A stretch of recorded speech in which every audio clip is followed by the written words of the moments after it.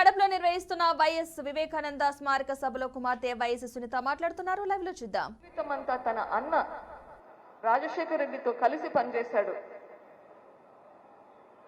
అలాంటి మన వివేకం సార్ మనకు దూరం అయ్యే ఆ కాలరాత్రి మనందరినీ విభ్రాంతిలో దుఃఖంలో ముంచి ఇప్పుడు ఈ రోజుకి 5 సంవత్సరాలు అయ్యింది.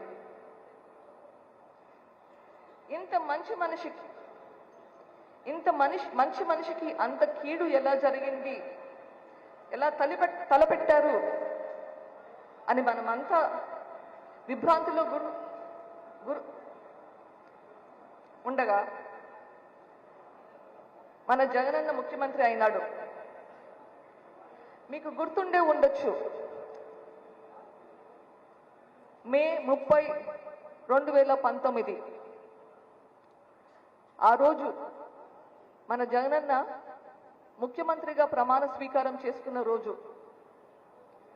ఆ ప్రమాణ స్వీకారం మీకు గుర్తుంటే ఉండాలి. వైఎస్ జగన్మోహన్ రెడ్డి అనే నేను శాసనం ద్వారా నిర్మితమైన భారత రాజ్యాంగం పట్ల నిజమైన విశ్వాసం, విధేయత చూపుతానని, భారతదేశ సార్వభౌమాధికారాన్ని, సమగ్రతను కాపాడుతానని, ఆంధ్రప్రదేశ్ రాష్ట్ర ముఖ్యమంత్రిగా నా కర్తవ్యాలను శ్రద్ధతో, అంతఃకరణ శుద్ధితో నిర్వహిస్తానని, భయం గాని, పక్షపాతం గాని, రాగద్వేషాలు గాని లేకుండా రాజ్యాంగాన్ని, శాసనాలను అనుసరించి ప్రజలందరికీ న్యాయం చేకూరుస్తానని దైవ సాక్షిగా ప్రమాణం చేస్తున్నాను. ఇది విన్నట్లు మీకు అందరికీ గుర్తు ఉండాలి.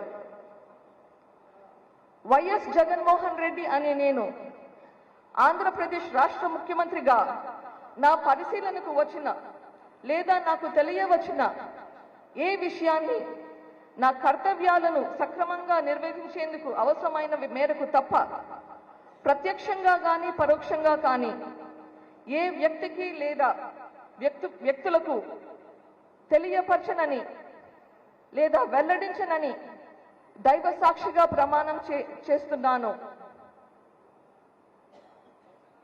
ఈ ప్రమాణం మనకందరికీ గుర్తుంది.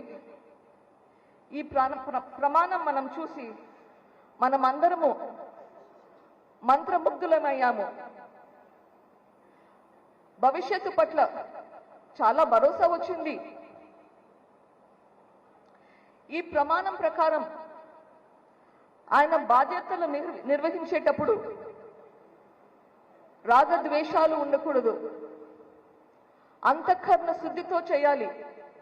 పనులు చేసేటప్పుడు మనం అంతఃకరణ శుద్ధితో చేయాలి అని ప్రమాణం చేసిన అతను ఒక ప్రశ్న అడుగుతున్నాను. అంతఃకరణ శుద్ధి అంటే అర్థం తెలుసా? హృదయం శుద్ధిగా ఉండాలి. హృదయం శుద్ధి పెట్టుకొని పనులు చేసుకోవడం అవసరం. హృదయం శుద్ధిగా ఉంటేనే